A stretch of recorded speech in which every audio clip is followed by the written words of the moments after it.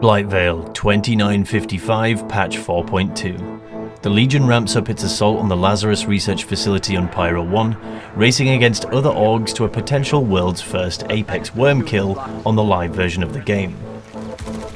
We're met with immediate hostility from the facility staff as we delve deeper into the complex. The Legion's goal? To secure a Valakkar egg and lure out that Apex worm.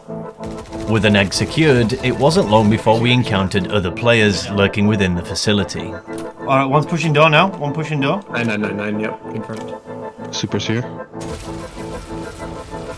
Push. Super going for Fatbird. Spy down, he's got laser beam.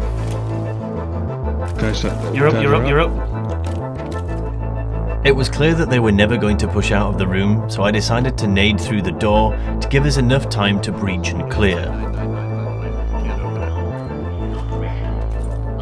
Watch out, Ned.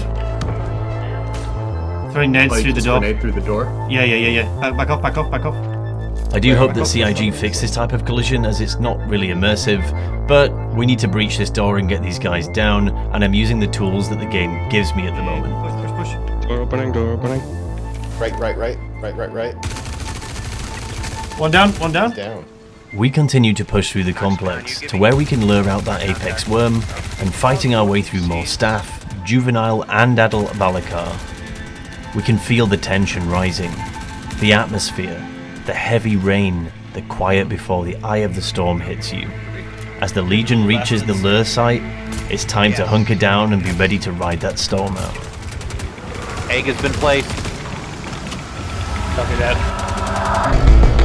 Worms coming up all over the place. Our glowstick wearing Shai-Halud certainly didn't disappoint and surprisingly put up a good fight. While many of the Legion were low on resources, the Apex Valakkar wasn't our only foe on the field.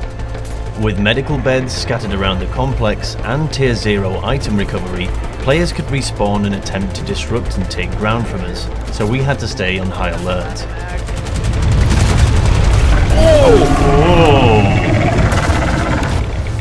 Any casualties? The worm actually fighting back was refreshing to see, as other footage I've seen from the PTU seemed like it wasn't very responsive. And after a war of attrition, the Apex finally fell. Sadly, it was confirmed Shadow Moses had beaten Blightveil to the world's first kill on live, but we still had to reap the rewards, and it was time to get a closer look. To literally no one's surprise, we encountered plenty of bugs, including the cargo elevators breaking, meaning we needed to get the Blightveil fleet to provide extraction manually. Transporting the teeth, well, that was a bit of a beast of its own. The landing site had enemy capital ships and ground crew to contend with, which I'll be honest, was quite the light show while dramatically running to get aboard our own Idris, with a prize in hand.